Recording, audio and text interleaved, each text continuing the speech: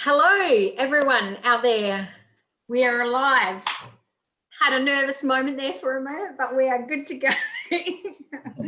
Holy dooly. Welcome to this Thursday night. If you're in Victoria, I hope you haven't got blown away. It is blowing an absolute gale out there. I'm not sure what's going on, but I have our lovely friends from across the ditch in New Zealand. Thank you for joining us. I think it's later over there, isn't it, for you? Yep. Yeah. A couple of hours on. Yep. So they've stayed up late for us. That's lovely. Keith and Christina Tyson. I think it's just going to be easier if they introduce themselves and say a bit about who they are and where they're from, and I'm sure they'll be kind to me about how we met, and we'll go from there. So welcome tonight. Tell us about who you are. I know who you are, but tell everyone who's at home. You go first. I'm Keith, and my parents are officers, so I met Christina in Adelaide when I was 22 or something like that, and not long after that we were married, and we went into training college. Christina's a Kiwi, and she came over to do get out of New Zealand, and she came along to my little corps, and after we did training college, we were sent over on missionary service to Western Australia, and the Wild West. Yeah. Where you know everything goes slow. But, no, it was a great place. And we were in Mandurah for a little while, and then we went to Gosnells, and so that was really cool. And that's where we met Diane and what's the guy's name? Andrew. Yeah, Andrew. No, that guy. And they were so young. They were so young. They were I was thinking about this today, actually. How long ago it was. Yeah. It's a bit scary, actually. Yeah. And Diane used to come to our house and cut our children's hair. Yes. Yeah, that's right. She was a hairdresser. Yeah. Yeah. And she wore these amazing red stockings, and our kids called her Red Legs. That's right. My Yeah, enduring they do. memory. That's right. I've always been colourful. That's one Kids of them. were really little. Yeah. They were so tiny. Yep. And now they're so old, and yeah. So then we stayed in Western Australia for a while, and then back in the late 90s, back in the late 90s, and then in 97 my brother was killed back in New Zealand. That's right. He's one of 6 people who were killed by Go, was mentally unwell, and so that sort of started some ripples going where we really wanted to come home a little closer to my family. And so Keith was really kind, provided he could still watch AFL from New Zealand, he was happy to come. And so we secured that and came over. So, and since then, we had a few more years in Corps, and then I did some journalism studies and looked after Salvation Army, War Cry magazine and communications for about 16 years. And Keith did a lot of chaplaincy in prisons, and then did 8 or 9 years in alcohol and drug rehab. And now we're in our first year at a corps in Wellington. So it's really, we haven't worked together for 18 years until this year. So how's that going? That would be a change. It's driving me crazy. It's interesting. We're sharing an office, and it's you haven't worked together for 18 years and you're sharing an office. Let's break what doesn't kill you makes you stronger. She's unique for it. So it's okay. Yeah. That's good. God is here. So there's good days and bad days, and good weeks and bad weeks. But but we're happy. This week's ending good. Yeah. Yeah, talking to you guys. This is great. It is different, isn't it? You go from, like, I remember when we came into officership and suddenly we had to learn how to kind of work together and live together, and it's different. We're used to it now. Andrew does exactly what he's told now. It's great. He's not here to comment. I'm sure he's saying something on the chat, but he's not here to comment, so I can get away with it. Well, I'm excited to talk to you because we were talking a little bit earlier about the context in which you're doing ministry, which is really an exciting place to be by the sounds of it. And I think it fits so beautifully with our theme. And we've shared that we're starting our new series, which is the new normal. And if anyone watched the Sunday service, they would have met Tony and Delvine. All dignity has left the building for us now. Anyway, but after that was me, and shared a bit about how to cover 12 chapters. I mean, come on, people, that's ridiculous. So cover 12 chapters of Exodus, but it's such a fabulous story. We love the Old Testament. It's such a fabulous story about God meeting people, hearing people, meeting people, and seeing that journey. So we're going to crack that open a bit tonight and see what comes from that, because I think it's going to resonate with your context a bit. I wonder, though, before we start, whether you share a bit about like your ministry context right now, because you were sharing before about all the different actually arms of the Salvation Army you almost have in one spot, which is quite unique, I think. Yeah, so the centre we're in is in Newtown, which is sort of a little bit like where you guys are. It's quite a cosmopolitan type part of Wellington. So lots of cultures, lots of different ethnicities. Some mentally unwell people. Yeah, lots of mentally unwell people. That's why we're here. Yeah, just and all sorts of socioeconomic, Yeah. you know, I mean, like really expensive houses and then people who are just homeless. And so it's just this microcosm. And the Corps been here for, you know, since the beginning of, something like that. Yeah, long time, and has a hugely proud heritage, particularly around, I suppose, musical sections and things, you know. Banding. Just fairly traditional, you know, of what the Salvation Army was. And so there were a number of Salvation Army services, you know, social services, and the Corps were all on these different locations. And a lot of them were getting old. The buildings were getting old, needed some work, wasn't, you know, would have been really expensive, and no one individually could afford to do up their piece of land. And some of them, because Wellington's the shaky, you know, New Zealand's shaky, the ground. So some of them were earthquake risk and yellow stickered and stuff.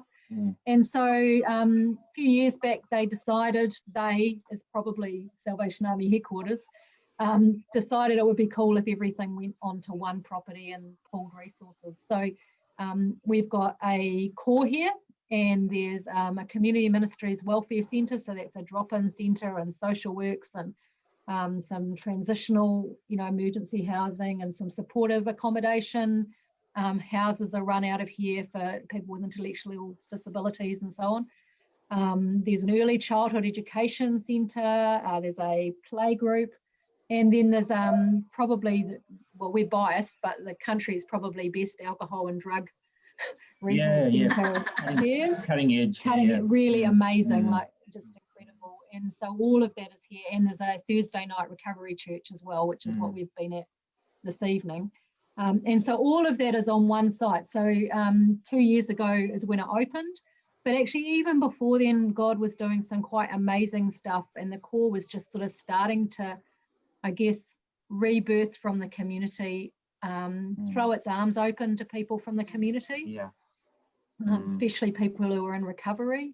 And so it hasn't been a real, I think, a plot or anything or a big strategy. It's just been a thing of God. And we've got lots of challenges, especially financially.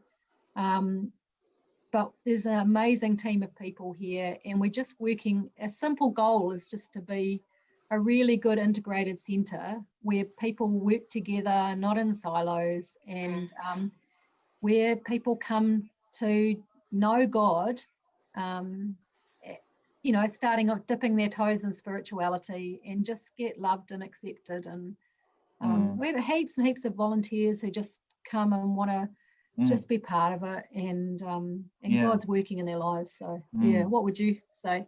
Anything? They did a lot of work. All the 5 services did a lot of work together about being integrated, about being one army, about and because of that work they did before they moved into the building, it's made a big difference. And so we've got a one building mission. What is it? It's offering hope, demonstrating love, and exploring faith. I should know it off by heart, but. But and so we have that real. The big thing is we pray, and we just want to just unconditionally accept people coming in, and and it's great. The core is changing. The band is pretty small now. It used to be in 30. It might be about 12 maybe when they're all there now. And quite a lot of older people. Older people, you know, yeah. And faithful. so sometimes our brass band doesn't play, but then we have a music team, and so but the bridge people often come on Sunday. And So that's the rehab here. I don't know what do you guys call it over there? I don't know, but from WA we would call it Bridge and Harry's, you know, we had those too. Yeah. So, and because Gosnells was linked with Harry's when you were there, which wasn't we it? loved. Yeah. That's what we loved about And Gosnells. so for me, that just feels like a natural thing because that's how we were raised my whole life. We always were. I'm not sure what happened where it got separated at some stage, but I just think that is where the power is with our organisation when we actually integrate our mission statement. Yeah, because I think then it's relevant, and we're talking a little bit about this before. It's not just, oh, this is nice. It's like, actually, this is serious. This is life and death. This is your faith will get you through when nothing else can. I mean, I just passed a guy in the corridor tonight after Recovery Church, and he said, oh, it was really great. Church on Sunday. He says, you know, it's real, isn't it? You know, God's going to do these things in our lives that we can't do. Yes. You know, God's power. And you know, another lady who was there on Sunday, and she didn't want to come to church. She was an avowed atheist, but her flatmates in this halfway house after they finished had sort of brought her along to a craft group, and then they brought her along to church, and she just, you know, tears in her eye on Sunday, and she dressed up for church, and she's an amazing woman, and she just felt so welcome. And I think that's so all of the stress and the challenges are worth it, because actually people are going, this is the difference God makes. Yes. And it's much easier, you know, you don't have to sweat the small stuff. It's just, this is quite exciting. And well, it's organic, isn't it, and authentic. And when you're talking about when you're talking about Exodus, you know, it's that whole, we were in slavery and now we ain't. Realization, you know. That's so true though when you think about it, because the Israelites here in Egypt are sort of trapped in this foreign place where they don't belong, and I think that maybe we've kind of moved into a foreign place we don't really belong. We're kind of just doing things. You know, and they got into the routine and rhythm of life of, you know, whatever happened in Egypt, they got some food, they kind of did some work. It got harder, but this was just how it was. But all the time they're sort of going to God, you know, come on, where are you? Help us get out, show up, do something. But he didn't really do what they thought that he would do. He said Moses.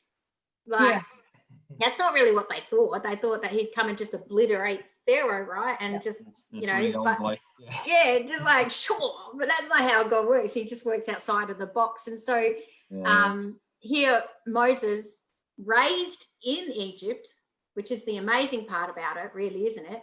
But knows he doesn't really belong and comes back to kind of bring these people out of slavery and into, you know, the promised land, which is week 2, 3, and 4. But I think that's the thing, you see, because Moses, he had perspective because he was in it but not in it, and so he could look at it a bit more objectively. And he'd been the rich, privileged guy. Yes. You know, and so he could look at it and go, oh, this isn't actually how we were supposed to be. No. But I think that's the thing for us here, is it's not so much the privileged people who are going, you know, oh, this isn't right. It's the people who are actually the slaves who name it for what it is. And the people like who've been addicted and been in recovery for a while, they're the ones that they can identify with the most. So the biggest thing I learned to do was to actually give those people heaps of power to actually help the ones come out of slavery, because they could straight away identify with them, where they couldn't, you know, like a bald Aussie, they who just. But your role is to equip and guide them, right? To empower them to do that, which is what Moses really did. You know, he led them, but he actually really wanted them to think for themselves and really wanted them to get it with God and get right with God. But he didn't have to be the one all the time. I mean, gets in there, Jethro kind of starts to encourage him to empower other people. But I think that's the beauty of God, isn't it? He actually really wants us to be empowered. He wants us to be able to minister peer to peer. And have that connection across the room. We don't have to be ordained, biblically, theologically trained people. You know, we just have to be real and just, you know, love people. Talk to our neighbour and just love them, and so one of the big things we were saying to Di earlier, that one of the things about coming here was they have prayer meetings every day. And so the way the building is set up is that you come in these big sliding front doors and you can turn right to reception, or you turn left into this like just large lounge area. It's the best thing about the design. It's a 2-story building, but it's the best thing about the design, because there's basically almost like this like nice sort of comfy-ish chairs. And so every morning starts with a prayer meeting at 9 o'clock. And like I believe in prayer and stuff, but it doesn't mean I necessarily want to do it with a whole lot of people at the start of every day. So that was actually quite a big thing for me. And I was thinking, what do we do? So I mean, at the first week I was thinking, we'll have to bring devotion. So I went to the bookshelf and I was going, here's a cool Henri Nouwen book, we'll have this. And, but actually all we do is we just start with prayer. And, we've got this amazing guy, Jason, who's going to become an adherent on Sunday. And he's been a couple of years into his journey of recovery. And he just prays, and he prays these amazing prayers as people are bringing their kids in to go to the early childhood centre or coming into us for a food parcel. And there's no shame. He just prays really loudly and tells his testimony as he's praying. God, thanks for saving me, and all of this, and it's just absolutely powerful, contagious. And as a core, we just feel so honoured to journey and support someone who's putting so much back into our lives. So this year he turned 50. He turned 50 just before lockdown, and so they called through a surprise birthday party for him. Had no family because he had no family. He's been in and out of institutions, and awful stuff has happened in his life. He's been really ripped off. It's been unfair, and so God's restored that. And so he thought he was coming to music team. He went to music team, and everyone snuck in the back door, and then he came out and there was this party, and that's gospel kingdom stuff. And before that he was trapped. And when we were in lockdown was really hard for him, because he would go home to his home. And coming out, he was really isolated. And so coming out of his house, there are all these people smoking cannabis, which is a real thing that he's trying to, stay away from. And so none of us have any picture of that's what I mean by life and death. And so this lovely guy in our core had, in a couple of days before we went into what you call hard lockdown, I think. Yeah, so we had about 2 days. Level 4, we had a couple of days. And so the old, he's not old, he's our age, but which is he's old. younger than us. But younger than us. But he had been the CSM here. And so he went around and he got smartphones for people who were in recovery, and hooked them up so that they could. They had a plan. Yep, so they had a plan, and so they could do Zoom with the rest of the church. So just lifesaver stuff for people. The things we take for granted, but we have to be, aware of God. God wants us to be aware of these things. Yes. It's not, we were talking earlier, it's not about, get them saved at the mercy seat and off you go, thanks very much. It's actually, there's so many things that have to happen in order for people to come out of slavery, because it's ingrained in their whole life. Like you were saying, we can't even comprehend what he would have to deal with mentally to go home by himself and be surrounded in that environment still, when he's just desperate to get out. We have to be Jesus. I mean, we have the benefit of Jesus, right? The Israelites didn't have that, but we have the benefit of Jesus. We have to be the Jesus in that situation to see the opportunities God has for us, to just do practical things sometimes that really have a spiritual comfort, but the motive behind that comes from a spiritual love. But I think where that takes you to is actually, who is the slave? Because we could easily go, here we are, the good Salvation Army coming in and giving food parcels and helping people get clean and all of that sort of stuff.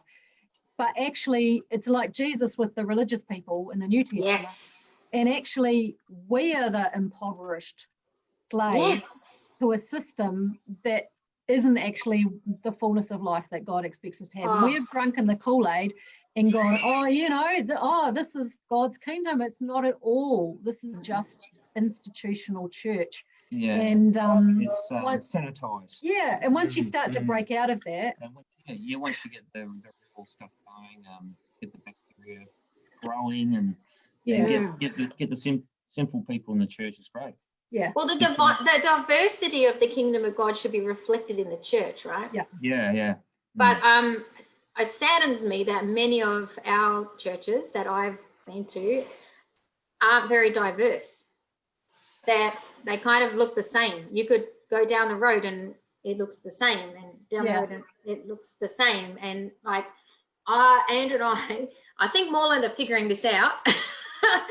Andrew and I are so passionate about being connected with our community. Like, the community need us, and that's the thing. We're exactly what you're saying. We're missing out on the blessings of the diversity of these people and seeing them come into the fullness of God. Yes.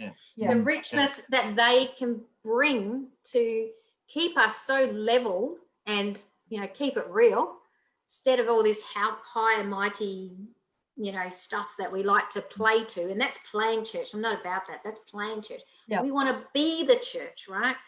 And so that means real people rubbing up against real people. And that means we might get a bit dirty and messy, and things might not be put back in place. And, it just might not be as easy as, pray this little prayer and you're going to heaven. Like, it's not like that. It's real life. Yeah, and it can be 3 steps forward, and but that's how we are as well. If we were honest, this is how we are. That's how, and when you read the Exodus, that's how they were. They were one day they were all for Moses, and then they were whinging and complaining. Yeah, take us back. Why don't we go back to Egypt? And and they had the Red Sea, and they said, "Oh, we're going to be killed here." So and that's the same thing that we've noticed with Jason, the guy. He did the bridge twice, and before that he did other rehabs. So it took a long time. It took years and years, and so we've got to be prepared to stick with people over years, really. Yeah, and I think we've got to dig in. That's hard in a Salvation Army system, because we have sort of bought into this thing that change happens quickly and we all get transformed. And when we're talking about the new normal, maybe the new normal is actually just back to reality. And a little bit like the Emperor's New Clothes, where we just one go naked. Yeah. Sorry, I'm not saying that. Let's put that. We're not doing that. No. But where the little kid at the end goes, "Hey, don't you see?" Yeah. And I think the new normal is people going, actually, we have drunken the Kool-Aid. This is not as fun or as satisfying or as meaningful as we've been pretending it is. I wonder what God's normal really is. I agree with that so much. I think that when you have authentic community, it's not exhausting. Like it is, your normal tiredness, like that happens. Yeah. But when you actually are sitting through a service that doesn't feel like you're connecting with people and with God, it can be really exhausting. It's more a performance, and that gets exhausting. I don't think God wants that of us. He wants us to be authentic. That's the frustrating thing. And for us, we're blessed because we're here, most day when we have a day off, we're here most of the time. And so you get to see how the church is relevant. And I think that's where it's hard. So no offense to people who are off doing amazing mission elsewhere and doing work and out in the community and all of that stuff.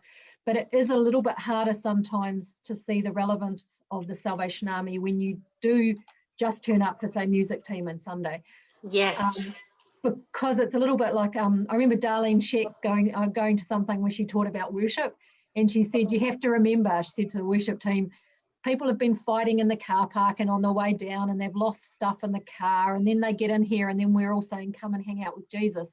And they're still coming down from their normal week. And I think for us, we get to see the relevance of faith in the centre during the week. And it is hard. You can't really bottle that and just inject it into people. And that's why we're so grateful that people from addiction centre and from the community overflow in here.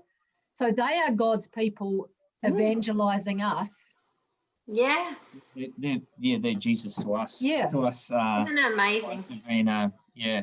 And otherwise we'd be dead. Well, I mean, this just speaks about your integration in the community, that you're such an integral part of that community, that people are coming to you naturally. Like, it's just God is bringing them to you naturally, and you're getting to journey with them. And that's, I think that's the thing. And I was saying earlier about, obviously we're coming into the end of lockdown. A lot of people go, what are we going to do when we come back? What's it going to look like when we come back? And we were talking about the fact that, hang on a minute, do we need to rush that decision? Because, if like the Egyptians, the Israelites, they came out of Egypt, they didn't go straight to the promised land. Like, God knew they couldn't do that. Yeah. Because they had too much Egypt in them. Yeah, they had to get rid of the baggage. Yeah. Like, we need to kind of sit in that space a bit and go, who are we? How are we connecting with God and each other? And then from that, maybe we'll look at what we do. And honest to goodness, I believe that COVID has given us that privilege.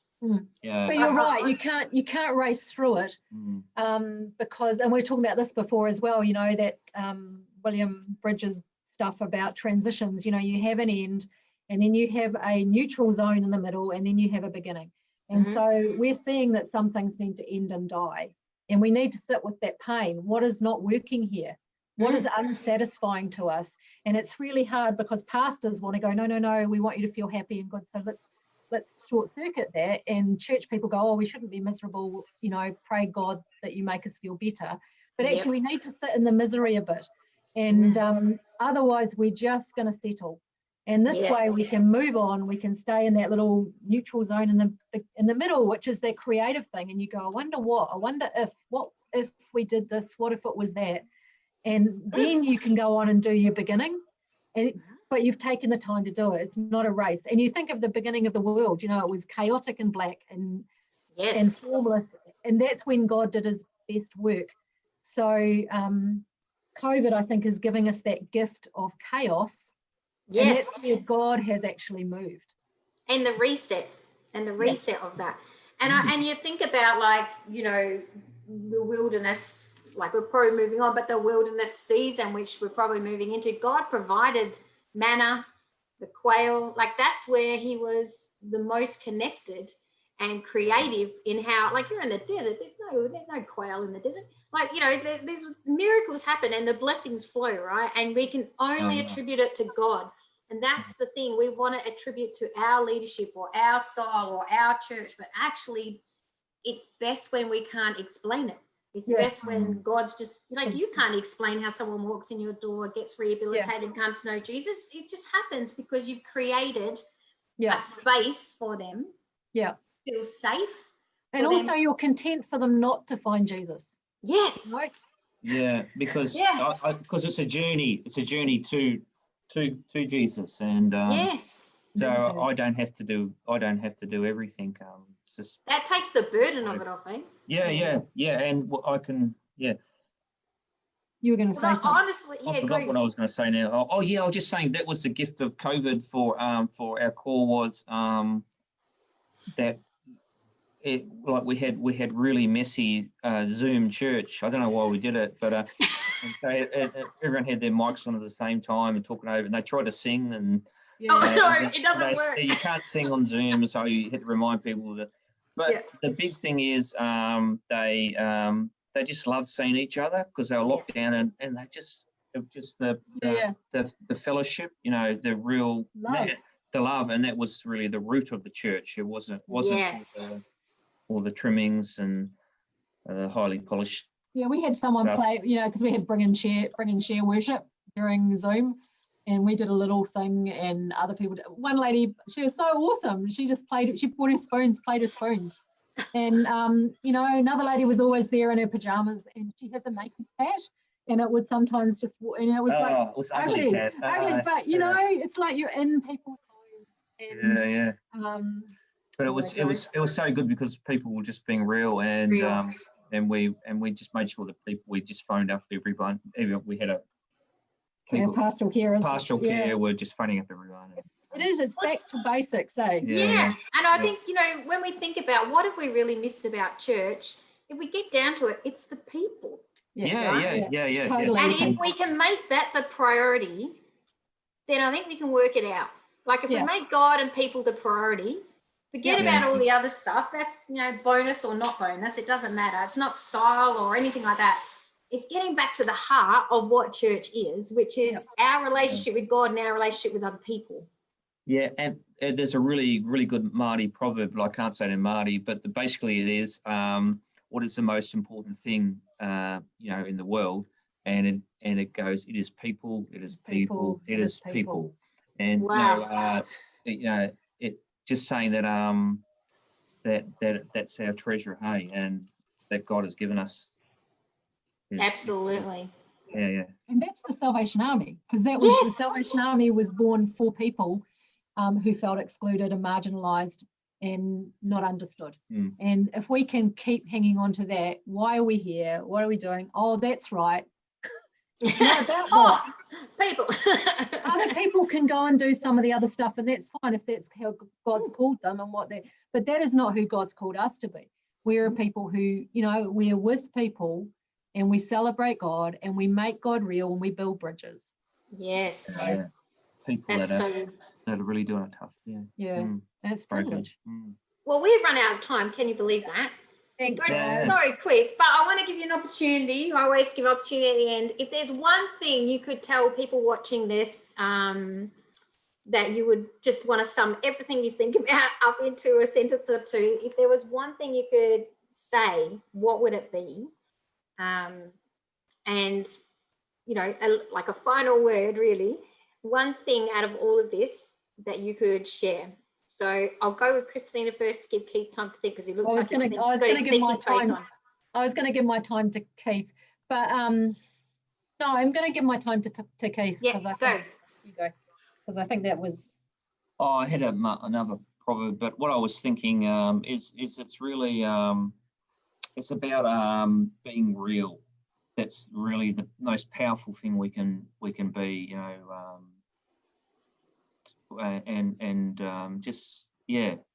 think that's the strength of who we are as Salvation Army, to get down on people's level and just to be real. It's not perfection. It's not perfection. It's participation. It's participation. It's not perfection, but I like that one. I'm going to keep that one. Not perfection, participation.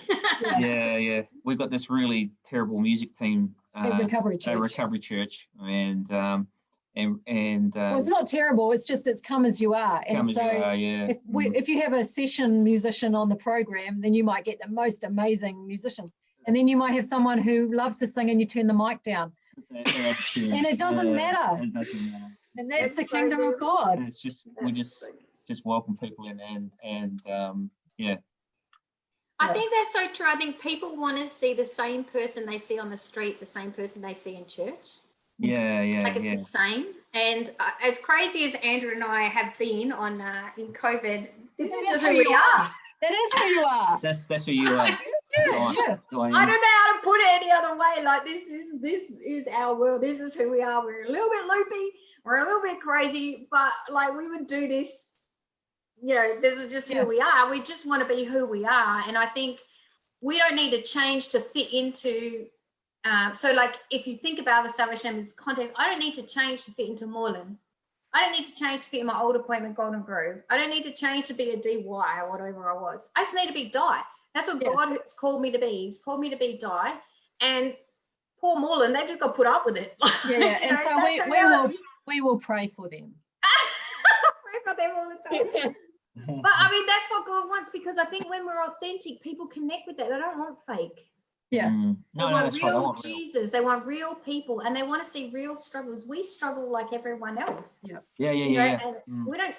I like that. I'm not going to be perfect. I mean, we're going off again, but I suppose that's the same. That was why people love Jesus, is they sensed that Jesus actually loved them and was interested in them and knew everything about them, and it was okay.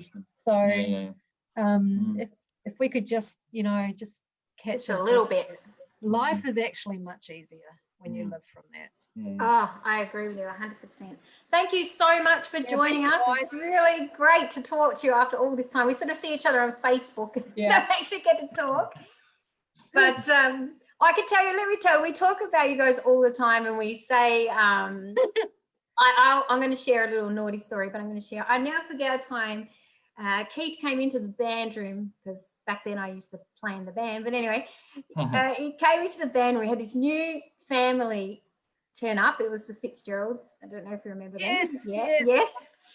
And I can remember Keith coming into the band room. He says, now band, I know after church you normally take your time to pack away your instruments. You kind of, want to get that sorted. But we have a new family here today, and I think the instruments can wait. I think, it'll be really good if you just got off the platform and went down and said hello to them. And I just remember thinking, yes, that's right. I remember you and Andrew, that was it. It was like, we're going to be in relationship with these people. Yeah, and we're still friends with them.